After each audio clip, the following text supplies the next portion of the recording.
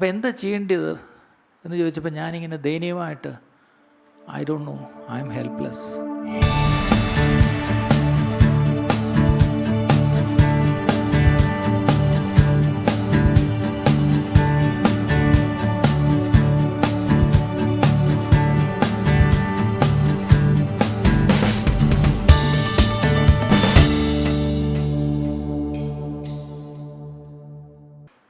ഇന്ന് രാവിലെ നമ്മൾ ഈ ദൈവവചനം കേട്ടപ്പം ഞാൻ എൻ്റെ മനസ്സിൽ ചിന്തിക്കുകയായിരുന്നു, ദൈവം എത്ര നമ്മളെ സ്നേഹിക്കുന്നു. അതുകൊണ്ടാണ് ദൈവം പല കാര്യങ്ങളും വളരെ വ്യക്തമായി പറയേണ്ട സമയത്ത് പറയേണ്ടതുപോലെ നമ്മോട് ദൈവം മുൻകൂട്ടി പറയുന്നത്. ഒരാപത്തുണ്ടായിട്ട് പിന്നെ അനുദപിച്ചിട്ട് കാര്യമില്ല, അതിനു മുമ്പേ ദൈവം ചില പ്രോ ആക്റ്റീവ് ആകാൻ വേണ്ടി ചില കാര്യങ്ങൾ പറയും. ദൈവത്തിലുള്ള ഒരുപാട് കാര്യങ്ങൾ പ്രോ ആക്റ്റീവ് ആവാൻ വേണ്ടിയാണ്. അതായത് ഒരു സംഭവം നടക്കുന്നതിന് മുമ്പേ, ഒരാപത്ത് ഒഴിഞ്ഞു പോകണമെന്നുണ്ടെങ്കിൽ അതിന് മുമ്പ് എന്ത് ചെയ്യണമായിരുന്നു അല്ലേ? പലപ്പോഴും നമ്മൾ ചില ആപത്തുകളിൽ ചെന്ന് പെട്ടിട്ട് പിന്നെ കരകയറാൻ കഴിയാത്ത ഒരവസ്ഥയിലേക്ക് നമ്മൾ പോവും. പക്ഷേ അതിലേക്കൊക്കെ പോകുന്നതിന് മുമ്പേ ദൈവത്തിൻ്റെ സ്നേഹമാണ് നമ്മെ പല കാര്യങ്ങളും ഓർപ്പിക്കുന്നത്.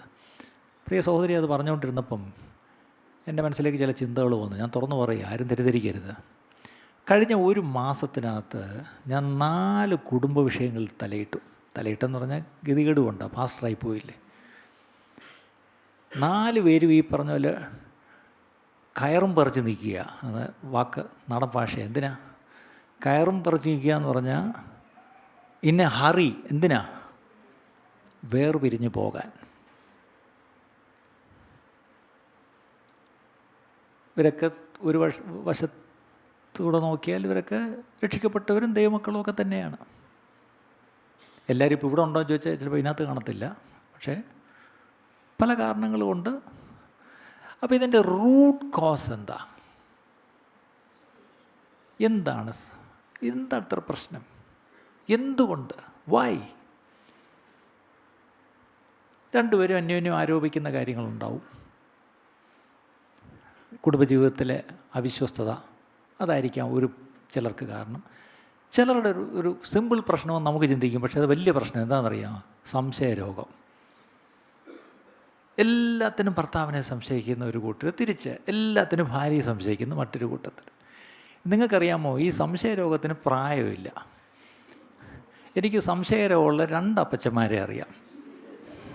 ഇപ്പോഴും 75 വയസ്സുള്ള അമ്മച്ചിയെ സംശയമാണ്. തിരിഞ്ഞ് ചിരിക്കണ്ട, അമ്മച്ചിമാരും കണക്കാണ്. എനിക്ക് സംശയരോഗമുള്ള ഒന്നല്ല. പൊറോട്ട ഒത്തിരി കാണും, പക്ഷേ ഇപ്പോൾ പെട്ടെന്ന് എൻ്റെ ഓർമ്മ വരികയാണെങ്കിൽ 2 അമ്മച്ചിമാരെ എനിക്കറിയാം. ഭയങ്കര സംശയം ഇല്ലേ? തൊട്ടതിനും പിടിച്ചതിനും എല്ലാം ഭർത്താവിനെ സംശയമാവും. വയസ്സ് 75-80 ഒക്കെ ആയി. മക്കൾ 3-4 ഉണ്ട്, കൊച്ചുമക്കൾ തന്നെ 8 ഉണ്ട്. പക്ഷേ ഇപ്പോഴും സംശയമാണ് അല്ലേ? പണ്ടൊരു പാസ്റ്റർ പറഞ്ഞു, ഈ 75 വയസ്സുള്ള എന്നെ സംശയം, നല്ല കാലത്ത് സംശയിച്ചിരുന്നെങ്കിൽ അതിനൊരു കാര്യമുണ്ടായിരുന്നു. ഒരു പാസ്റ്റർ സങ്കടത്തിൽ പറഞ്ഞൊരു കഥ ഞാൻ ഓർക്കുന്നുണ്ട് അല്ലേ?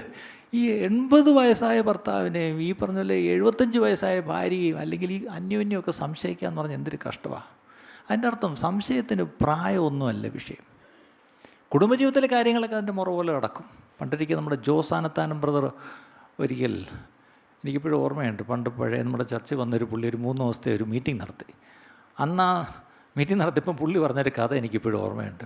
പുള്ളി ഒരിക്കൽ ദമ്പതി ധ്യാനം നടത്തി. ദമ്പതി ധ്യാനം എന്താണെന്നറിയാലല്ലേ, കപ്പിൾസ് റിട്രീറ്റ്. അപ്പോൾ നടത്തിയപ്പം ഒത്തിരി പ്രായമുള്ളവർ വന്ന് അറ്റൻഡ് ചെയ്തു. അപ്പോൾ അതിനകത്ത് പുള്ളി അന്യോന്യം ക്ഷമിക്കുന്നതിനെ പറ്റി പുള്ളി പഠിപ്പിച്ചു. എല്ലാവരും കരഞ്ഞുകൊണ്ട് എല്ലാവരും അന്യോന്യം ചെന്ന് കെട്ടിപ്പിടിച്ച് ക്ഷമ ചോദിച്ചൊക്കെ വലിയ നിരപ്പൊക്കെ ഉണ്ടായി. പിന്നെ ചോദിച്ചു, നിങ്ങൾ എത്ര പേര് അന്യോന്യം സ്നേഹിക്കും? നിങ്ങൾ സമയം ചെലവഴി, നിങ്ങൾ മുഖത്തോട് മുഖം നോക്കിയെന്ന് സംസാരിക്കൂ.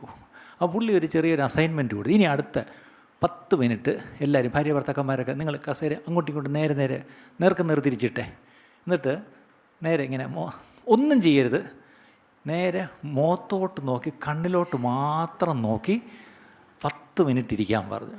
എല്ലാവരും കസേര അങ്ങോട്ടും ഇങ്ങോട്ടും ഇട്ട് എല്ലാ ദമ്പതികളും 75 വയസ്സുള്ള അപ്പച്ചനും എല്ലാവരും അന്യോന്യം കണ്ണി നോക്കി 10 പേര്, വേറെ ഒന്നും ചെയ്യരുത്, ഒന്നും പറയരുത് 10 മിനിറ്റ് കണ്ണി നോക്കിയിരിക്കണം. അപ്പം ഒരു മത്തായി ചേട്ടൻ കണ്ണിലോട്ട് നോക്കിയിരുന്നിട്ട് പുള്ളിക്ക് അങ്ങ് കൺട്രോൾ വിട്ടുപോയി. ഒരു 8-ാം മിനിറ്റ്, എൻ്റെ മറിയക്കുട്ടി നീ ഒരു സുന്ദരിയാണല്ലോ. ചോദിച്ചപ്പം മറിയക്കുട്ടിയും മത്തായി ചേട്ടനും കല്യാണം കഴിച്ചിട്ട് 56 വർഷമായി. ഇപ്പോഴാണ് ആദ്യമായിട്ട് മുഖത്തോട് മുഖം നോക്കി കണ്ണോട് കണ്ണ് നോക്കി സുന്ദരിയാണെന്ന് ഇപ്പോൾ. പക്ഷേ 8 മക്കൾ ഇതിനിടയിൽ കുടങ്ങി പോന്നു.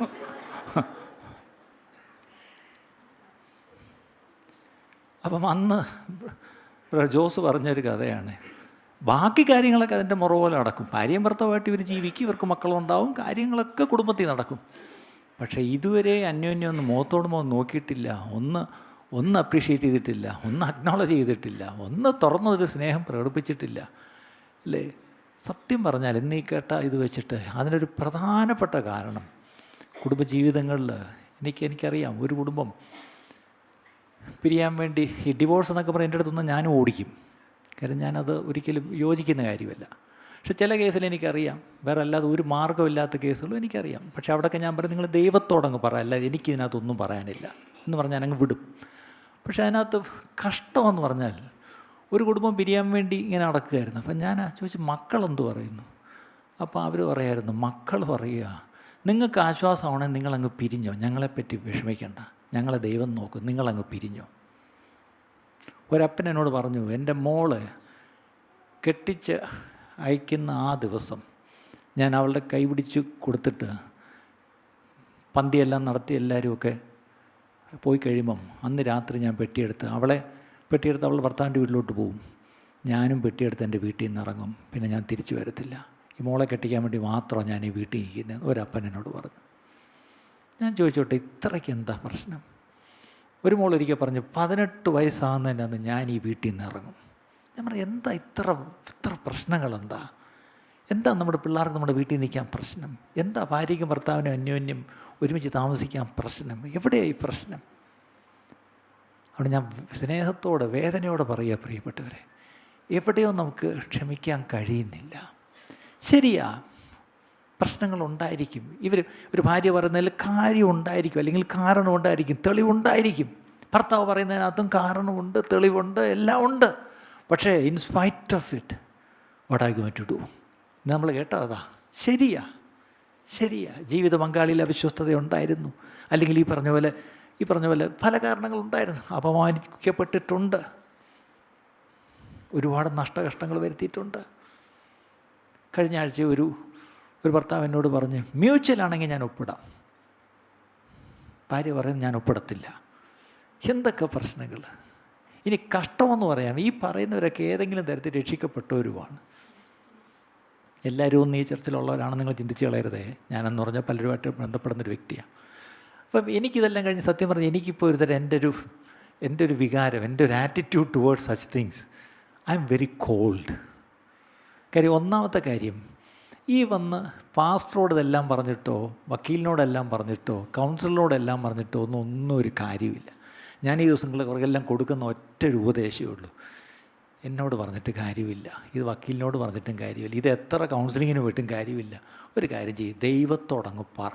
ദൈവം ഒരു നീതിയുള്ള ന്യായാധിപതിയാണ്, ദൈവം നോക്കിയോളൂ എന്ന് പറഞ്ഞ് സത്യം പറഞ്ഞാൽ അത് ഒഴിയാൻ വേണ്ടി പറയുന്നതല്ല, അതല്ലാതെ മാർഗമില്ല പ്രിയപ്പെട്ടവരെ.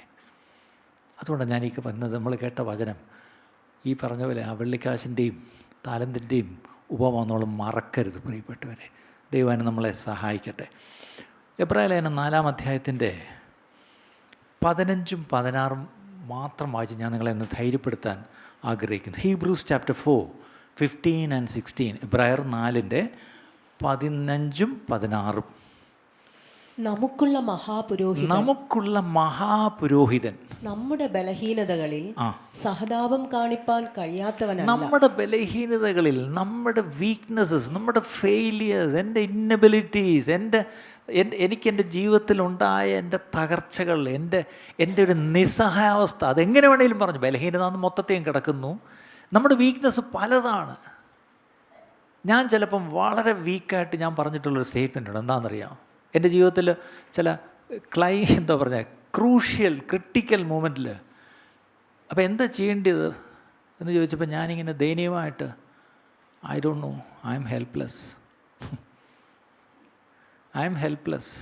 ഞാനിങ്ങനെ ഹെൽപ്ലെസ് എന്ന് പറഞ്ഞ ജീവിതത്തിലെ അനുഭവങ്ങൾ എൻ്റെ ജീവിതത്തിലുണ്ടായിട്ടുണ്ട്. അന്ന് എനിക്കൊരു തീരുമാനം എടുക്കാൻ പോലും എനിക്ക് അറിയത്തില്ല, കഴിയത്തില്ല. I am helpless. ഞാൻ പറഞ്ഞിട്ട് ആര് കേൾക്കാനാ, ഇനി എന്തോ പറയാനാ എന്ന് പറഞ്ഞാൽ ഹെൽപ്ലെസ്.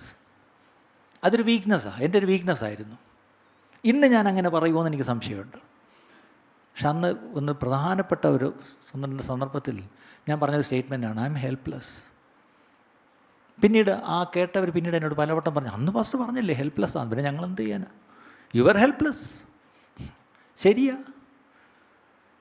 നമ്മുടെ ഹെൽപ്ലെസ്നെസ്സിൽ സഹതാപം എന്ന് പറഞ്ഞാൽ എന്താ? സഹതാപം കാരണം നമുക്കറിയാവുന്ന ഏക്കൂടെ സമ്മതം, അയ്യോ കഷ്ടമുണ്ട്, സിമ്പതി. അങ്ങനെ ചുമ്മാ കഷ്ടമുണ്ടെന്നും പറഞ്ഞുകൊണ്ട് പോകുന്ന മഹാപുരോഹിതനല്ല. സഹതാപം എന്ന് പറഞ്ഞാൽ ശരിക്കും പറഞ്ഞാൽ നമ്മളെ സഹായിക്കാൻ കഴിയുന്ന, ഈ സഹതപിക്കാൻ നമുക്ക് ചുറ്റും ഒത്തിരി പേരുണ്ടാവും. ഇനി നമ്മൾ ഈ സഹതപിക്കുന്നവരുണ്ടോ എന്ന് നോക്കി സങ്കീർത്തനത്തിലൊരു വാക്യമുണ്ട് അല്ലേ, ആരെങ്കിലും എന്നോട് എന്ത് സഹതാപം കാണിക്കുമോ എന്നല്ലേ. നമുക്കെല്ലാം ആരെങ്കിലും ഒന്ന് നമ്മളോടൊന്ന് സിമ്പതി കാണിച്ചാൽ നമുക്ക് വലിയ ഇഷ്ടമാണ്. അപ്പോൾ നമ്മൾ ഈ സിമ്പതി കിട്ടുന്നവരുടെ പുറകെ നടക്കും. ശരിയല്ലേ? ഇപ്പോൾ ഭർത്താവിൻ്റെ കുറ്റം എല്ലാവരോടും പറയും, എന്തിനാ സിമ്പതി കിട്ടാൻ. ഭാര്യയുടെ കുറ്റം എല്ലാവരോടും പറയും, എന്തിനാ സിമ്പതി കിട്ടാൻ. അങ്ങനെ ഒത്തിരിയുണ്ട്. പക്ഷെ അവർക്ക് ആർക്കും സഹായിക്കാൻ പറ്റത്തില്ല. നല്ലോണം ചിന്തിച്ചോണം. These sympathisers cannot help you at all. They are not meant for that actually. There is only one person who can sympathize with you. But പുള്ളിക്കൊരു ക്വാളിറ്റിയും കൂടെ ഉണ്ട്. എന്താണ്? He can help you. ശരിക്കും സഹായിക്കാം. ഒരു വക്കീൽ സഹായിക്കുന്ന പോലോ ഒന്നുമല്ല, ശരിക്കും സഹായിക്കാം. ആ പ്രശ്നത്തിൽ നിന്ന് പൂർണ്ണമായിട്ടൊരു വിടുതൽ തരുവാൻ ആ വ്യക്തിക്ക് കഴിയും. എന്താണ്? സഹതാപം കാണിപ്പാൻ കഴിയാത്തവൻ അല്ല. അപ്പം നമുക്കൊരു ഹൈ പ്രീസ്റ്റ്, മഹാപുരോഹിതൻ ഉണ്ട്. ആ മഹാപുരോഹിതൻ നമ്മളെ കുറ്റപ്പെടുത്താൻ നിൽക്കുന്ന ആളല്ല, നമ്മളെ സഹായിക്കാൻ നിൽക്കുന്ന ആളാണ്. പാപമൊഴിയെ സർവ്വത്തിലും നമുക്ക് തുല്യമായി പരീക്ഷിക്കപ്പെട്ടവൻ അത്രേ. അതിൻ്റെ അർത്ഥം ഇന്ന് ഞാനും നിങ്ങളും അനുഭവിക്കുന്ന കടന്നു പോകുന്ന എന്ത്, you name it, he knows it. പാപമൊഴിച്ച് അല്ലേ നമ്മളിന്ന് കടന്നു പോകുന്ന, എന്നെ എല്ലാവരും കൂടെ ഒറ്റപ്പെടുത്തി അപമാനി, ക്യാരക്ടർ അസാസിനേഷൻ, അതാണ് ഏറ്റവും വലിയ പ്രശ്നം. സ്വഭാവഹത്യ എന്ന് പറയും അല്ലേ, ഒരാളെ അങ്ങ് താറടിക്കുക എന്ന് പറഞ്ഞാൽ ഇതിനപ്പുറം വേദനിക്കുന്ന വേറൊരു കാര്യം ഇല്ല പ്രിയപ്പെട്ട. എല്ലാവർക്കും അത് അനുഭവം ആകത്തില്ല. പക്ഷെ അതൊക്കെ അനുഭവിച്ചിട്ടുള്ളവർക്ക് അറിയാം. ശരിക്കും പറഞ്ഞാൽ അത് വല്ലാത്തൊരവസ്ഥയാണ്. പക്ഷെ ഓർത്തോണം, യേശു പറയും, മോനെ ഐ ക്യാൻ അണ്ടർസ്റ്റാൻഡ് ഇറ്റ്. എനിക്കതറിയാം, ഞാനത് കടന്നു പോയതാണ്.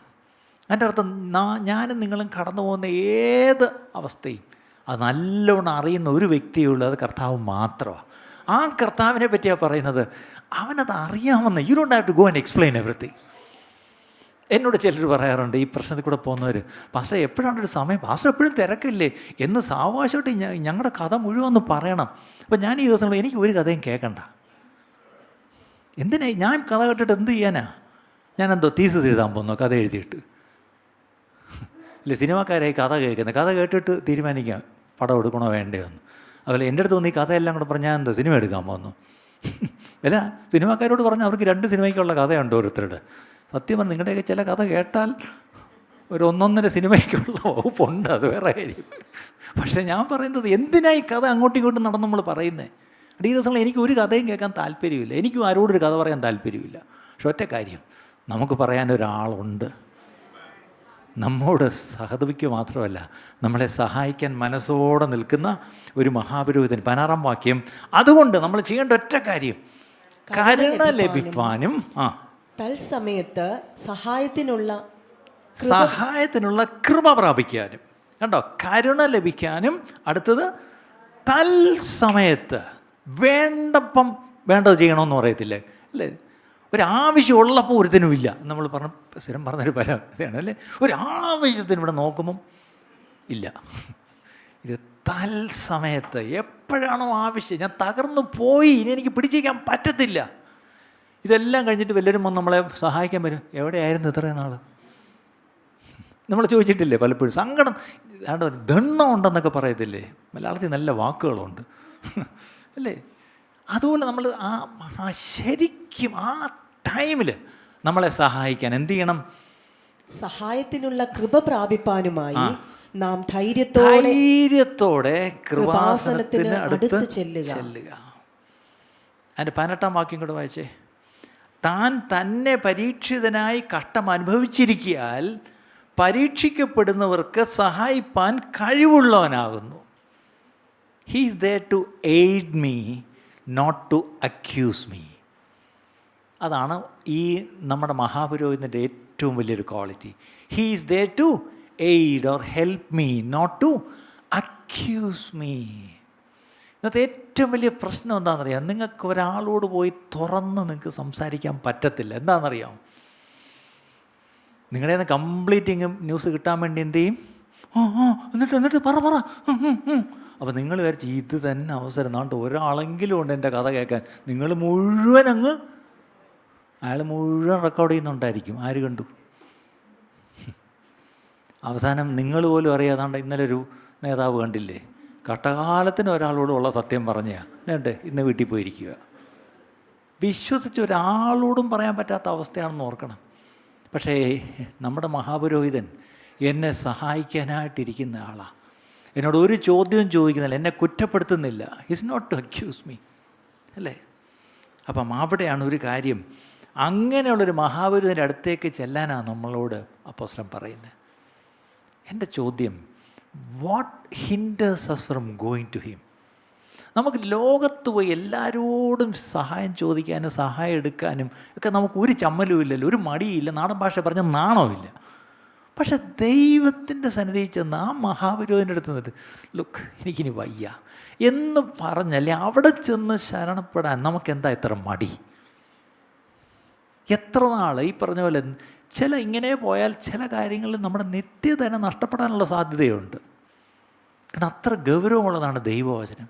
പക്ഷെ അത് നമുക്കൊരു പ്രശ്നവുമില്ല. ഞാൻ രക്ഷിക്കപ്പെട്ടു, സ്നാനപ്പെട്ടു, ഇപ്പം ഇങ്ങനെ ഒരു ചർച്ചിലാണ് വരുന്നത്, എനിക്കൊരു കുഴപ്പമില്ല എന്ന് ചിന്തിച്ച് നമ്മളെ തന്നെ നമ്മൾ വഞ്ചിക്കുക. പ്രിയപ്പെട്ടവർ, ഞാനത് പറയുന്നത് എന്നെ കേൾക്കുന്ന എവിടുന്ന് ആര് കേട്ടാലും നിങ്ങളോടെല്ലാം ചേർത്താണ് പറയുന്നത്. അവിടെ നമ്മളെ തന്നെ വഞ്ചിക്കുകയല്ല ചെയ്യേണ്ടത്. നമുക്ക് ദൈവവചനത്തിൻ്റെ ആ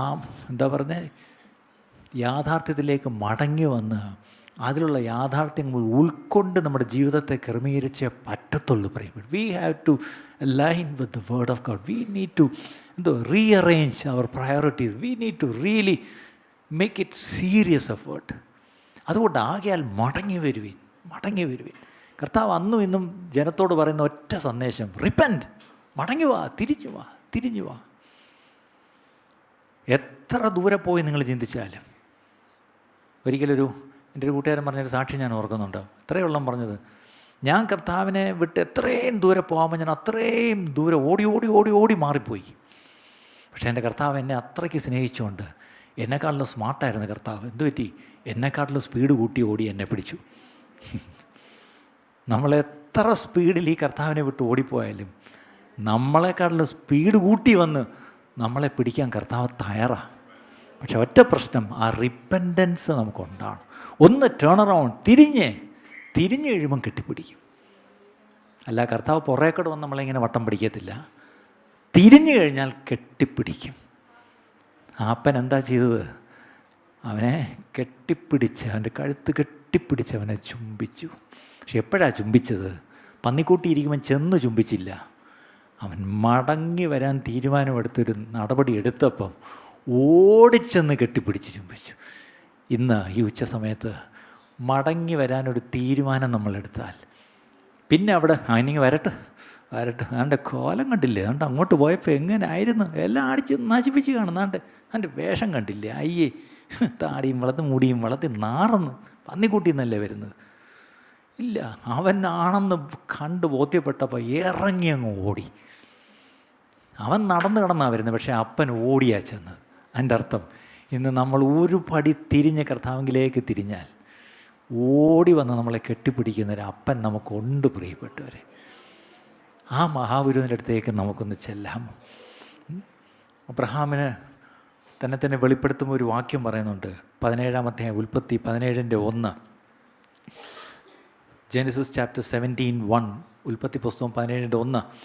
അബ്രഹാമിന് 99 വയസ്സായപ്പോൾ യഹോവ അബ്രഹാമിന് പ്രത്യക്ഷനായി അവനോട്, ഞാൻ സർവശക്തിയുള്ള ദൈവമാകുന്നു, നീ എൻ്റെ മുമ്പാകെ നടന്ന് നിഷ്കളങ്കനായിരിക്കാം. അവിടെ ഒരു കാര്യം ഓർക്കണം, വാക്ക് ബ്ലെയിംലെസ്ലി. എൻ്റെ മുമ്പിൽ നീ നിഷ്കളങ്കനായിട്ട് നടക്കണം. 99 വയസ്സുള്ള വല്യപ്പനോട് ഇനി എന്തോന്ന് പറയാൻ നമ്മൾ ചിന്തിക്കും. പക്ഷെ അയാളോടും പറയുന്നത് എൻ്റെ മുമ്പിൽ നിഷ്കളങ്കനായിട്ട് നിൽക്കണം. അതാ ഞാൻ നേരത്തെ പറഞ്ഞ പ്രായമല്ല ഇവിടെ ഒരു വിഷയം.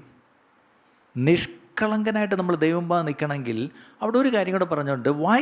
Because I am the almighty God. ഞാൻ സർവശക്തിയുള്ള ദൈവമാണ്, നിഷ്കളങ്കനായിരിക്കണം. അതിൻ്റെ അർത്ഥം ഇത്രയേ ഉള്ളൂ, സർവശക്തിയുള്ള ദൈവമായതുകൊണ്ട് he will give me sufficient strength to walk blamelessly before him. അങ്ങനെ നടത്തേ ആ വാക്യം അല്ലേ? സർവശക്തിയുള്ള എൻ്റെ ദൈവം, അവൻ്റെ മുമ്പിൽ നിഷ്കളങ്കനായി ജീവിക്കുവാൻ എനിക്ക് ശക്തി തരും. അങ്ങനെ ഒന്ന് വിശ്വസിച്ചേ. വീഴാതെ വണ്ണം നമ്മളെ മഹിമാസന്നിധിയിൽ കളങ്കമറ്റ ആനന്ദത്തോടെ നിർത്തുവാൻ കഴിവുള്ളവന് മഹത്വവും ഉണ്ടാകട്ടെ എന്നൊരു വാക്യമുണ്ട്. ഏതാണത് വാക്യം? യൂദായുടെ ലേഖനം അവസാനത്തെ വാക്യം. ആ വാക്യം കൂടെ എടുത്ത്, യൂദായുടെ ലേഖനം അവസാനത്തെ വാക്യം. നമ്മുടെ കർത്താവായ യേശു ക്രിസ്തു മുഖാന്തരം, അല്ലല്ല, അതിൻ്റെ മുമ്പിലത്തെ വാക്യം. വീഴാതെ വണ്ണം നിങ്ങളെ സൂക്ഷിച്ച് തൻ്റെ മഹിമാസന്നിധിയിൽ കളങ്കമില്ലാത്തവരായി. ഒന്നാമത്തെ കാര്യം നല്ലോണം ഓർക്കണം. ഇതൊന്ന് കുറയ്ക്കണേ, വീഴാതെ വണ്ണം നിങ്ങളെ സൂക്ഷിച്ച്. അതിൻ്റെ അർത്ഥം ഈ വീഴുമോ എന്ന് പേടിച്ചല്ല നടക്കേണ്ടത്. വീഴാതെ വണ്ണം നമ്മളെ ദൈവം സൂക്ഷിക്കും അല്ലേ? ദൈവം എന്നെ സൂക്ഷിക്കും. He will protect me. ഇത് ദൈവമക്കളോട് എഴുതിയിരിക്കുന്നത്. വീഴാതെ വണ്ണം നമ്മളെ സൂക്ഷിക്കും. സൂക്ഷിച്ച് എന്ത് ചെയ്യും? തൻ്റെ മഹിമാസന്നിധിയിൽ അവൻ്റെ മഹത്വത്തോടെ അവൻ വരുമ്പോൾ എന്നെ അവിടെ കൊണ്ട് നിർത്തും. പക്ഷെ എങ്ങനെ എന്നെ നിർത്തും? അല്ല, കളങ്കമില്ലാത്തവരായി, വിത്തൗട്ട് എനി ബ്ലെമിഷ്. എനിക്കൊരു കളങ്കമില്ല. അപ്പം നിങ്ങൾ, ഞാനോ? എനിക്കറിയാവുന്ന പോലെ ആർക്ക് എന്നെ അറിയാം? അതെ, നമ്മുടെ അവസ്ഥ അതാ. പക്ഷേ എൻ്റെ കർത്താവ് വിളിച്ചുവെങ്കിൽ എന്നെ അന്ന് അവിടെ കൊണ്ട് കളങ്കമില്ലാതെ നിർത്തും. അടുത്തത് എങ്ങനെ നിർത്തും? ആനന്ദത്തോടെ നിർത്തും. തലകുനിഞ്ഞല്ല അവിടെ പോയി നിൽക്കുന്നത്, ആനന്ദത്തോടെ ഞാൻ ചെന്ന് നിൽക്കുമെന്നല്ല, എന്നെ നിർത്തും. ഇവിടെയൊക്കെയാണ് നമ്മൾ മനസ്സിലാക്കേണ്ടത്. എന്നെ നിർത്തുവാൻ കഴിവുള്ള എൻ്റെ ദൈവം എങ്ങനെ നിർത്തും? ആനന്ദത്തോടെ നിർത്തും. 2, കളങ്കമില്ലാതെ നിർത്തും. പിന്നെയുണ്ട്, എന്നെ വീഴാതെ വണ്ണം സൂക്ഷിച്ച് പരിപാലിച്ച് എന്നെ അങ്ങോട്ട് നിർത്തും. കേട്ടോ? അപ്പം ദൈവം തൻ്റെ ഭാഗം ചെയ്യും. നമ്മളെ വിളിച്ചവൻ ഒരു കോൺട്രാക്റ്റ് 2 പാർട്ടി എന്ന് പറഞ്ഞ പോലെ അല്ലേ? നമ്മൾ കർത്താവുമായിട്ടൊരു ഉടമ്പടി ചെയ്തു, ഞാൻ എൻ്റെ ജീവിതം ഏൽപ്പിക്കുന്നു, കൊടുത്തു. പക്ഷേ തിരിച്ച് കർത്താവ് ഇങ്ങോട്ട് ഒരു ഉടമ്പടി ചെയ്തു. അത് ആദ്യം ചെയ്തത്. ഉടമ്പടി ചെയ്യുന്നത് ആദ്യം ചെയ്യുന്നു ആയിരുന്നുള്ളതും, ഉന്നതന് മാത്രമേ താഴോട്ട് ഉടമ്പടി ചെയ്യാൻ പറ്റൂ. ദൈവം അബ്രഹാമിന് ഉടമ്പടി, അബ്രഹാം തിരിച്ച് ഉടമ്പടി ചെയ്തോ? ഇല്ല. അതെപ്പോഴും ഓർത്തോണം അല്ലേ? ഒരു ഹയർ പാർട്ടാണ് താഴേക്ക് ഉടമ്പടി ചെയ്യുന്നത്. അങ്ങനെയെങ്കിൽ നമ്മുടെ ദൈവം ചെയ്ത ഉടമ്പടിയിൽ എന്നെ വിളിച്ചുവെങ്കിൽ വിളിച്ചവൻ വിശ്വസ്തൻ, എന്നെ അവസാനം വരെ പുലർത്തും. എന്നെ അന്ന് അവിടെ മഹിമാസനിൽ കൊണ്ട് നിർത്തും. അതുവരെ എന്നെ വീഴാതെ എന്നെ സൂക്ഷിക്കും, എന്നെ ആനന്ദത്തോടുകൂടെ നിർത്തും. യേശു ഭൂമിയിലായിരുന്നപ്പോൾ പറഞ്ഞൊരു വാക്യം കൂടെ വായിച്ച് നോക്കി നിർത്താം. യോഹന്നാൻ 10-ാം അധ്യായം 28-29. John chapter 10, 28 and 29. യോഹന്നാൻ 10-ാം അധ്യായം 28-29. ഞാൻ അവയ്ക്ക് നിത്യജീവൻ കൊടുക്കുന്നു, അവ ഒരു നാളും നശിച്ചു പോകുകയില്ല, ആരും അവയെ എൻ്റെ കയ്യിൽ നിന്ന് പിടിച്ചു പറിക്കുകയുമില്ല. കർത്താവിൻ്റെ കയ്യിൽ നിന്ന് നമ്മളെ ആർക്കും പിടിച്ചു പറിച്ചുകൊണ്ട് പോകാൻ പറ്റത്തില്ല. ഏത് പിശാചിന് പിടിച്ചു പറിക്കാൻ പറ്റുമെന്ന് നിങ്ങൾ പറയുന്നത്? പറ്റത്തില്ല. അടുത്തത്, അവയെ തന്നിരിക്കുന്ന എൻ്റെ പിതാവ് എല്ലാവരിലും വലിയവൻ, പിതാവിൻ്റെ കയ്യിൽ നിന്ന് പിടിച്ചു പറിപ്പാൻ ആർക്കും കഴിയുകയില്ല. അപ്പോൾ ഇതിൽ എവിടെയെങ്കിലും ഒരിടത്ത് കാണണം. നിങ്ങൾ യേശുവിൻ്റെ കൈ കാണണം, അല്ലെ പിതാവിൻ്റെ കൈ കാണണം. നിങ്ങളിപ്പോൾ ആരുടെ കയ്യില്ല? പിന്നെ ഒരു ചാൻസേ ഉള്ളൂ. ആരുടെ കയ്യില? പരിശുദ്ധാത്മാവിൻ്റെ കയ്യിലല്ല, പിശാചിൻ്റെ കയ്യിൽ. പിശാചിൻ്റെ കയ്യിൽ പോയിരുന്നാൽ ദൈവം വന്ന് പിടിച്ചു പറിക്കത്തൊന്നുമില്ല. പക്ഷെ നമ്മുടെ കർത്താവിൻ്റെ കയ്യിൽ ഒതുങ്ങിയിരുന്നാൽ വേറെ ആർക്കും നമ്മളെ പിടിച്ചു പറിക്കാൻ പറ്റത്തില്ല. അങ്ങനെയാണെന്നുണ്ടെങ്കിൽ ഇന്ന് ഈ ഉച്ച സമയത്ത് എത്ര ഒരു തീരുമാനം എടുക്കും? I would rather prefer to be in God's hand. That is the safest place one can ever be. ഒരുവൻ ഇരിക്കാൻ പറ്റുന്ന ഏറ്റവും സുരക്ഷിതമായൊരു സ്ഥാനം കർത്താവിൻ്റെ കയ്യിലാണ്. ആ കർത്താവിൻ്റെ കയ്യിലേക്ക് നമുക്കൊന്ന് കൊടുക്കാമോ? ആ കർത്താവിൻ്റെ സന്നിധിയിലേക്ക്, ആ മഹാപുരോഹിതൻ്റെ അടുത്തേക്കൊന്ന് ഓടി വന്നിട്ട്, ആരെങ്കിലും നിങ്ങൾ ചിന്തിക്കും, ഇതൊക്കെ കൊള്ളാം ബ്രദറെ, കേൾക്കാൻ കൊള്ളാം, പക്ഷേ എൻ്റെ ജീവിതം നിങ്ങൾക്കറിയത്തില്ല. ഇപ്പം നേരത്തെ പാസ്റ്റർ പറഞ്ഞല്ലോ, അയ്യോ എൻ്റെ കഥ പാസ്റ്റർ ഒന്ന് കേൾക്കാത്തതുകൊണ്ടാണ്. തിരുവനന്തപുരം ഭാഷ പറഞ്ഞ പാസ്റ്റർ ഒന്ന് കേള്. എന്തോന്ന് കേള്? കേട്ടിട്ടൊന്നും ഒരു കാര്യമില്ല. എത്ര നാൾ നിങ്ങളിങ്ങനെ പോയി പറഞ്ഞുകൊണ്ടിരിക്കും കഥ? ഞാൻ വീണ്ടും വീണ്ടും പറയാം, how long I going to look for sympathisers who will sit and hear and will sympathise with you? ഒരു ഗുണവുമില്ല ആരുടെയും സിമ്പതിയുണ്ട്. നമ്മളോട് സിമ്പതൈസ് ചെയ്യാൻ ഒരുവനേ ഉള്ളൂ, അത് നമുക്കുള്ള മഹാപുരോഹിതനാണ്. അവൻ നമ്മളോട് സിമ്പതൈസ് ചെയ്യുമെന്ന് മാത്രമല്ല, നമ്മളെ സഹായിക്കാൻ ശക്തനാണ്. എങ്ങനെ സഹായിക്കും? വീഴാതെ വണ്ണം എന്നെ സൂക്ഷിച്ച് മഹിമാസന്നിധിയിൽ കളങ്കമില്ലാതെ ആനന്ദത്തോടെ നിർത്തും. അതാണ് അവൻ ചെയ്യുന്ന സഹായം. അങ്ങനെയെങ്കിൽ സദൃശവാക്യത്തിലൊരു വാക്യം ഇങ്ങനെയാണ്, 24 സദൃശവാക്യം 24:16 ഒരു പ്രാവശ്യം, നീതിമാൻ 7 പ്രാവശ്യം വീണാലും എഴുന്നേക്കും. 7 എന്നുള്ളത് അറിയാമല്ലോ. ഈ സാറിന് 7 എന്ന് പറഞ്ഞാൽ പൂർണ്ണതയുടെ സംഖ്യയാണെന്ന് പറയാം. മറ്റൊന്ന് 7-ാം വട്ടം വീണാൽ പിന്നെ നോക്കണ്ട. എത്ര വട്ടം ക്ഷമിക്കണം? 7 മതിയോ? എൻ്റെ അർത്ഥം ഫൈനൽ മതി, കംപ്ലീറ്റ് അല്ല. 7 raised 7, അതാണ് ഇൻഫിനിറ്റ് എന്ന് പറഞ്ഞത്. അതല്ലാതെ മാത്തമാറ്റിക്സ് തമ്മിൽ വ്യത്യാസമുണ്ട്, അറിയാമല്ലേ? ഞാൻ ജയിച്ചിട്ടില്ല, അതുകൊണ്ട് എനിക്കറിയത്തില്ല. ഈ 7 into 7 വേറെ, 7 raised 7 വേറെ. അതുപോലെയാണ്. അങ്ങനെയെങ്കിൽ നീതിമാൻ 7 പ്രാവശ്യം വീണാലും എഴുന്നേക്കും. ഇന്നിവിടെ ഇരിക്കുന്ന ദൈവം നീതീകരിച്ച നീതിമാന്മാരോടാണ് ഞാൻ പറയുന്നത്. നമ്മളെ നീതീകരിച്ചാൽ ഒരിക്കലും നീതിമാന്മാരാകത്തില്ല, പക്ഷെ ദൈവം നീതീകരിച്ചവരെ ആർ കുറ്റം ചുമർത്തും? അങ്ങനെയെങ്കിൽ അങ്ങനെയുള്ള നീതിമാൻ്റെ കാര്യമോ പറ. അതിന് ഞാനും നിങ്ങളുമാണ്. നമ്മൾ വീഴും, പ്രിയപ്പെട്ടവർ, വീഴും. ഇനി എഴുന്നേൽക്കത്തില്ല എന്ന് സകലരും പറയും, പക്ഷേ അവിടെ നിന്ന് ഞാൻ എഴുന്നേൽക്കും അല്ലേ? If I fall I must not give up but get up. ഞാൻ വീഴും, പക്ഷേ ഞാൻ ഗിവ് അപ്പ് ചെയ്യരുത്, ഗെറ്റപ്പ് ചെയ്യണം, ചാടി എഴുന്നേൽക്കണം. ഞാൻ വീണു, ശരിയാ, ഞാൻ നമ്മുടെ കുഞ്ഞുങ്ങൾ നടക്കാൻ തുടങ്ങി എത്ര വട്ടം വീണു. നമ്മളൊക്കെ ഇരിക്കുന്നത് നമ്മളെല്ലാവരും എഴുന്നേറ്റങ്ങ് നടന്നതാണ്. ഇല്ല, എത്ര വട്ടം വീണാണ് നമ്മൾ ഇതുവരെ എത്തിയത്. അങ്ങനെയെങ്കിൽ നമ്മുടെ ക്രിസ്ത്യ ജീവിതത്തിലും വീഴ്ചയൊക്കെ ഉണ്ടായിട്ടുണ്ട് പ്രിയപ്പെട്ടവരെ, ഉണ്ടാകും. പക്ഷെ അവിടെയും വീണിടത്ത് കിടന്നുകൊണ്ട് നമ്മൾ പരിതപിക്കുകയല്ല ചെയ്യേണ്ടത്. ഈ വീണെടുത്ത് കിടന്ന് മലയാളത്തിൽ ചൊല്ലുകൊണ്ട് വീണെടുത്ത് കിടന്ന് ഉരുളുക എന്ന്, അതിന് നമ്മൾ മിടുക്കരാ. വീണെടുത്ത് കിടന്ന് ഉരുളുകയല്ല ചെയ്യേണ്ടത്, വീണെടുത്ത് നിന്ന് എഴുന്നേൽക്കണം അല്ലേ? അങ്ങനെയാണെങ്കിൽ ഒരു തീരുമാനം നമുക്കെടുക്കാമോ? കർത്താവേ, എൻ്റെ ജീവിതത്തിൽ വന്നുപോയി വീഴ്ചകൾ കർത്താവെ നീ അറിയുന്നു. എന്നും കർത്താവ് വ്യക്തമായി നീ എന്നോട് സംസാരിക്കുന്നതിനായിട്ട് സ്തോത്രം. എൻ്റെ ഒരു വീഴ്ച കർത്താവേ, എനിക്ക് കഷ്ടനഷ്ടങ്ങൾ വരുത്തിയവരോട് ക്ഷമിക്കാൻ പറ്റുന്നില്ല, എന്നെ അപമാനിച്ചവരോട് എനിക്ക് ക്ഷമിക്കാൻ പറ്റുന്നില്ല, എന്നെ നിന്ദിച്ചവരോട് എനിക്ക് ക്ഷമിക്കാൻ പറ്റുന്നില്ല കർത്താവേ. എനിക്ക് കർത്താവേ, എൻ്റെ ജീവിതം ദുരിതപൂർണ്ണമാക്കി തീർത്തവരോട് എനിക്ക് ക്ഷമിക്കാൻ പറ്റുന്നില്ലപ്പാ. അത് വീട്ടിൽ തുടങ്ങി, അത് ബന്ധങ്ങളിലായാലും ശരി, അയൽവക്കങ്ങളിലായാലും, ജോലിസ്ഥലങ്ങളിലായാലും, സഭകളിലായാലും, എവിടെയായാലും ശരി. ഇന്ന് ഞാനെപ്പോഴും പറയാറുണ്ട്, ഇന്ന് ഏറ്റവും കൂടുതൽ ഹേർട്ട് കാണുന്ന ഒരു മേഖല എവിടെയാണെന്നറിയാമോ? അത് വീടുകളിലോ ജോലിസ്ഥലങ്ങളിലോ അയൽവക്കങ്ങളിലോ അല്ല. ഇന്ന് ഏറ്റവും കൂടുതൽ ഹേർട്ട് നടക്കുന്ന വേറൊരു വേദനിക്കുന്ന അല്ലെങ്കിൽ വേദനിപ്പിക്കുന്ന മുറിവേൽപ്പിക്കപ്പെടുന്ന ഒരു സ്ഥലം അല്ലെങ്കിൽ സ്ഥാപനം എന്ന് പറഞ്ഞത്, sad to say and I am sorry to say, it is the church. സഭയിലാണ് ഒത്തിരി പേര് മുറിവേൽക്കുന്നത്. അതാണ് ഏറ്റവും വലിയ കഷ്ടം. സഭയിലാണ് ഏറ്റവും കൂടുതൽ മുറിവേൽക്കുന്നത് അല്ലേ? ചർച്ച് ഹേർട്ട് എന്ന് പറയും. ഈ സഭയിൽ കിട്ടുന്ന മുറിവ് അത് ബൈബിളിലുണ്ട്. ഞാൻ എൻ്റെ വീട്ടിൽ വെച്ച് എനിക്ക് മുറിവേറ്റു. ഈ മുറിവുകളൊക്കെ എന്താണെന്ന് വെച്ചാൽ അതെൻ്റെ വീട്ടിൽ വെച്ച് എനിക്ക് കിട്ടിയതാണെന്നൊരു വാക്യം ബൈബിളിലുണ്ട്. It hurts most when people close to you hurt എന്ന് പറയും. ഏറ്റവും കൂടുതൽ നമുക്ക് വേദനിക്കുന്ന മുറിവ് ഏതാണെന്നറിയാമോ? നമുക്ക് ഏറ്റവും വേണ്ടപ്പെട്ടവർ നമ്മളെ മുറിക്കുന്ന മുറിവാണ്. നമ്മൾ റോഡിൽ പോകുമ്പോൾ ഒരു പട്ടി ഉരച്ചുകൊണ്ട് വന്ന് ഒരു കടി അടിച്ചാലും നമ്മളൊന്നും തോന്നത്തില്ല, നമ്മൾ പോയി ചികിത്സ എടുക്കും. പക്ഷേ ഞാൻ പാലും മുട്ടയും കൊടുത്ത് വളർത്തുന്ന പട്ടി എന്നെ കടിച്ചാൽ എങ്ങനെ ഇരിക്കും? അത് വേദനിക്കും. പലപ്പോഴും നിങ്ങൾ ഏറ്റവും കൂടുതൽ സ്നേഹിക്കുന്ന നിങ്ങളുടെ മക്കൾ നിങ്ങളെ മുറിവേൽപ്പിക്കും. നിങ്ങൾ ഏറ്റവും കൂടുതൽ സ്നേഹിച്ച നിങ്ങളുടെ മാതാപിതാക്കൾ നിങ്ങളെ മുറിവേൽപ്പിക്കും. ചിലപ്പോൾ സഹോദരങ്ങളായിരിക്കാം, ചിലപ്പോൾ നിങ്ങളുടെ ജീവിത പങ്കാളിയായിരിക്കാം. അങ്ങനെയെങ്കിൽ ആ മുറിവ് എന്ത് ചെയ്യും? What will do with that hurt? നമ്മളെ കേട്ടു. ഒരു വഴിയും വേറെ ഇല്ല പ്രിയപ്പെട്ടവരെ. We need to forgive. ഇന്ന് ഈ വചനപ്രകാരം we need to go to the high priest and say, Lord, you only can sympathise, you only can help me. I will choose to get up and walk. നിൻ്റെ അടുത്തേക്ക് ഞാൻ വരുന്നു. ഇനി ഞാൻ ആരടുത്തും എൻ്റെ കഥ പറയത്തില്ല.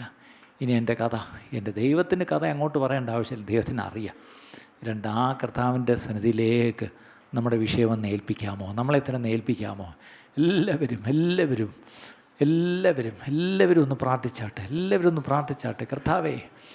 കർത്താവേ, എൻ്റെ വേദനകൾ കർത്താവേ, എൻ്റെ ജീവിതത്തിലുണ്ടായ പ്രയാസങ്ങൾ കർത്താവേ, എൻ്റെ ജീവിതത്തിൽ ഞാൻ കടന്നുപോയ അപമാനങ്ങൾ, എൻ്റെ ജീവിതത്തിൽ ഞാൻ കടന്നുപോയ കഷ്ടനഷ്ടങ്ങൾ, എൻ്റെ ജീവിതത്തിൽ ചിലപ്പോൾ കടന്നുപോയ വ്യവഹാരങ്ങൾ പോലും കർത്താവേ, എല്ലാം നീ അറിയുന്നു. കർത്താവേ, ഞാൻ എത്ര പേരെ സഹായിച്ചു, ഞാൻ എത്ര പേരെ സ്നേഹിച്ചു, അവരെല്ലാം എന്നെ കർത്താവേ, എനിക്കൊരു ആപത്ത് വന്നപ്പോൾ, ഒരു കഷ്ടം വന്നപ്പോൾ എൻ്റെ കൂടെ നിന്നില്ല എന്ന് പരിതപിക്കുന്ന ഒത്തിരി പേരെ എനിക്കറിയാം. ചിലർ പറയാറുണ്ട്, ഞാൻ എൻ്റെ കൂടപ്പുറകളെല്ലാം ഞാൻ രക്ഷപ്പെടുത്തി, പക്ഷേ എനിക്കൊരാപത്ത് വന്നപ്പോൾ ആരും എന്നെ തിരിഞ്ഞു നോക്കിയില്ല. ഇതൊക്കെ സാധാരണ കേൾക്കുന്ന പരാതികളാണ്. ശരിയാ. അതുകൊണ്ട് ബൈബിൾ ഒരു അമ്മ തൻ്റെ കുഞ്ഞിനെ മറക്കുമോ? അതിൻ്റെ അർത്ഥം മറക്കുമെന്ന് തന്നെയാണ്. ഇന്ന് നമ്മൾ പല അമ്മമാരും കുഞ്ഞുങ്ങളെ ചെയ്യുന്നതൊക്കെ നമ്മൾ വായിക്കുന്നില്ലേ? അങ്ങനെയെങ്കിൽ എല്ലാവരും മറക്കും, പക്ഷേ മറക്കാത്ത ഒരുവനുണ്ട് പ്രിയപ്പെട്ടവരെ. ആ കർത്താവിൻ്റെ സന്നിധിയിലേക്ക് നമ്മളെ ഒന്ന് സമർപ്പിച്ചു കൊടുത്താട്ട്, ഒന്ന് സമർപ്പിച്ചാട്ട്. ഹല്ലേലൂയ. ആ കർത്താവിൽ മാത്രമേ നമുക്കൊരു ശാശ്വതമായ ഒരു എന്താ പറഞ്ഞത്, നമുക്ക് ബൈബിളിൽ ഇത് വാക്യമുണ്ടല്ലോ, പാറ, ശാശ്വതമായ ഒരു പാറ നമ്മുടെ കർത്താവ് മാത്രമേ ഉള്ളൂ. നമ്മുടെ കർത്താവ് മാത്രമേ ഉള്ളൂ നമുക്ക് ശാശ്വതമായ ഒരു പാറ. ആ പാറയിൽ നമ്മൾ ആശ്രയം വെച്ചാൽ, ഹല്ലേലൂയ, എല്ലാവരും ഒന്ന് സമർപ്പിച്ചാട്ട്, എല്ലാവരും ഒന്ന് സമർപ്പിച്ചാട്ട്. ഞങ്ങളെ ഓൺലൈനിൽ കേൾക്കുന്നവർ എവിടെ ഇരിക്കുന്നുവെങ്കിലും നിങ്ങൾ ദയവായി, why don't you just commit yourself and say, Lord, I heard your word and I commit myself to you so that you alone can help me. എൻ്റെ ഈ അവസ്ഥയിൽ എന്നെ ഒന്ന് സഹായിക്കാൻ, എന്നെ ഒന്ന് ഈ ഒരു കർത്താവ്, ഞാൻ വീണ് കിടക്കുന്ന ഈ ഒരു കർത്താവെ, ഇതിൽ നിന്ന് എന്നെ പിടിച്ചെന്ന് കരകയറ്റി വിടാൻ ഒരേ ഒരുവനെ കഴിയത്തുള്ളൂ. അതെൻ്റെ കർത്താവിന് മാത്രമേ ഉള്ളൂ. ആ കർത്താവിൻ്റെ സന്നിധിയിലേക്ക് എന്നെ സമർപ്പിക്കുന്നു എന്ന് പറഞ്ഞ് വഴുതിടാതെ അവനെന്നെ കരങ്ങളിൽ കാത്തു നിർത്തും തൻ മഹിമയിൻ സവിധത്തിൽ നാഥൻ. കളങ്കമറ്റ ആനന്ദ പൂർണ്ണതയോടെ ഭവിക്കട്ടെ മഹത്വം അങ്ങവനെന്നും. ആമേൻ. കാരണം കാണുന്നു ഞാൻ യാഹിൽ എനിക്കാശ്രയമായൊരു ശാശ്വത പാറ. കാണുന്നു ഞാൻ യാഹിൽ. എത്ര പേര് എൻ്റെ യഹോവയിൽ മാത്രം, അതായത് എൻ്റെ ദൈവത്തിൽ മാത്രമേ ശാശ്വതമായൊരു പാറ ഞാൻ അവനിലേ കാണുന്നുള്ളൂ. അങ്ങനെയെങ്കിൽ ഞാൻ ആ പാറയിൽ കർത്താവെ ഞാൻ ആശ്രയിക്കുന്നു. എൻ്റെ പാറയായ എൻ്റെ യഹോവ വാഴ്ത്തപ്പെട്ടവൻ പറഞ്ഞ പോലെ ആ ദൈവത്തിൽ ഞാൻ എൻ്റെ ആശ്രയം വയ്ക്കുന്നു. ആ ദൈവത്തിൽ ഞാൻ ആശ്രയം വയ്ക്കുന്നു. ബുദ്ധിയുള്ളവൻ വീട് പണിഞ്ഞ പോലെ കർത്താവെ, ഞാൻ ആ പാറയിൽ അടിസ്ഥാനപ്പെട്ട് ഞാൻ വീട് പണിയുന്നു. എൻ്റെ ജീവിതം കർത്താവെ ദൈവവചനമാകുന്ന അടിസ്ഥാനത്തിൽ ഞാൻ ഇട്ട് പണിയട്ടപ്പാ. അല്ലാത്ത പണികളെല്ലാം കർത്താവെ, അല്ലാത്ത പണികളെല്ലാം കണ്ണുകൾ അടച്ചാട്ടെ, എല്ലാ കണ്ണുകളും അടച്ചാട്ടെ കർത്താവേ. അവിടെ നിന്ന് നിൻ്റെ സന്നിധിയിലേക്ക് എന്നെ സമ്പൂർണ്ണമായി ഏൽപ്പിക്കുന്നവൻ എല്ലാവരും പ്രാർത്ഥിച്ചാട്ടെ, എല്ലാവരും പ്രാർത്ഥിച്ചാട്ടെ. അങ്ങനെ സമർപ്പിച്ചു പ്രാർത്ഥി. ഇന്ന് കേട്ട ദൈവവചനങ്ങളെല്ലാം എന്നോടാണ് നീ സംസാരിച്ചത് കർത്താവേ. ഞാനിതാ എന്നെ തന്നെ സമർപ്പിച്ച് ഞാൻ കർത്താവേ എൻ്റെ ആശ്രയം പാറയായ ക്രിസ്തുവിൽ ഞാൻ വയ്ക്കുന്നു കർത്താവേ. ഇനി എനിക്ക് ആരോടും ഒന്നും വേണ്ട, എനിക്കിനി ഒരു വ്യാഖ്യാനവും വേണ്ട, എനിക്കിനി ഒന്നും വേണ്ട കർത്താവേ. എനിക്ക് ഈ ഭൂമിയിൽ ഒരു നീതി എനിക്ക് ലഭിക്കത്തില്ല, എൻ്റെ കുടുംബത്തിലും നീതി ലഭിക്കത്തില്ല, ഒരു കോടതിയിലും നീതി ലഭിക്കത്തില്ല കർത്താവ്. എനിക്ക് നീതിയുള്ള ന്യായാധിപതിയായി എനിക്ക് സ്വർഗത്തിൽ അങ്ങ് മാത്രമേ ഉള്ളൂ. അവിടെ ഞാൻ എൻ്റെ കേസ് ഞാൻ അങ്ങയുടെ സന്നിധിയിൽ ഞാൻ തരുന്നപ്പാ എന്ന് പറയും. ദൈവസന്നിധിയിലേക്ക് നമ്മുടെ വിഷയങ്ങളെ ഒന്ന് കൊടുക്കാം. അത് വ്യക്തിപരമായ വിഷയങ്ങൾ, കുടുംബ വിഷയമായാലും എന്ത് വിഷയമായാലും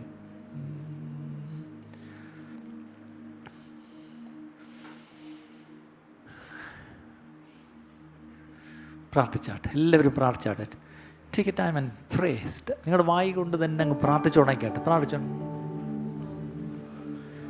വഴുതിടാതവൻ എന്നെ കരങ്ങളിൽ കാത്തു നിർത്തും തൻ മഹിമയിൻ വിശ്വസിക്കുന്നവർ മാത്രം എഴുന്നേറ്റ് നിന്നാട്ടെ. വഴുതിടാതവൻ എന്നെ കരങ്ങളിൽ കാത്തു നിർത്തും തൻ മഹിമയിൻ സവിധത്തിൽ നാഥൻ.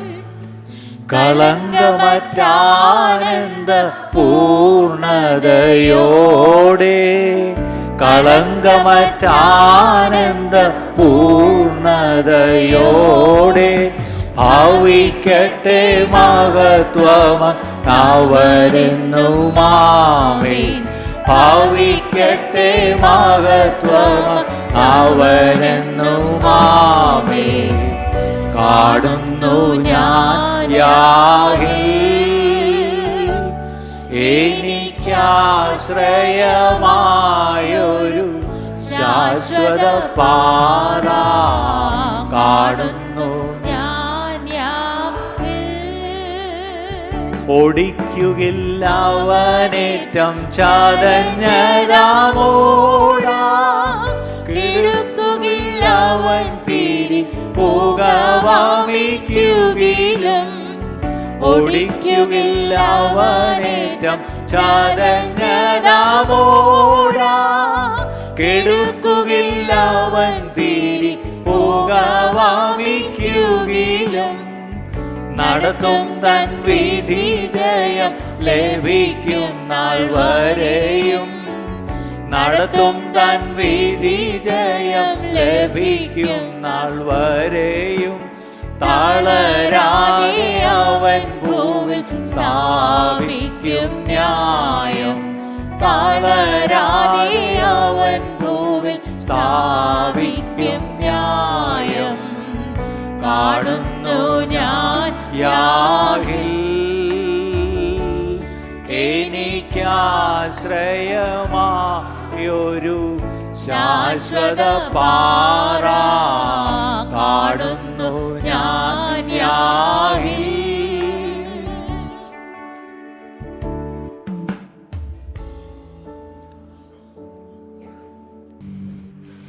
ജീവിതത്തിൽ ഒരു വലിയ പ്രതിസന്ധിയിലൂടെ കടന്നുപോയപ്പോൾ ഏകദേശം 75 വർഷം മുമ്പ് എൻ്റെ പിതാവ് എഴുതിയൊരു പാട്ടാണ് ഈ പാടിയത്.